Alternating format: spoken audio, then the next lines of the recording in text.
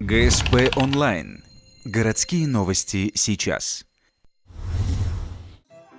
Вторник, 9:30, детский сад номер 3. Награждение победителей ежегодного городского конкурса «Чтецов». Его участниками были 160 дошколят из 40 учебных заведений. В конце декабря в садах провели отборочные состязания, а несколько дней назад состоялся финал на городском уровне. Стихи читали дети из средних, старших и подготовительных групп от 4 до 7 лет. Несмотря на юный возраст участников, оценивалось все вполне серьезно.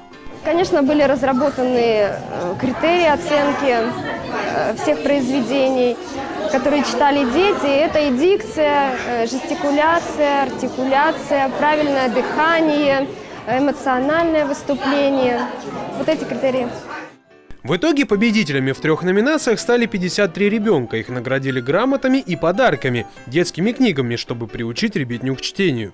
Следующий конкурс чтецов среди дошколят будет уже осенью 2015 года.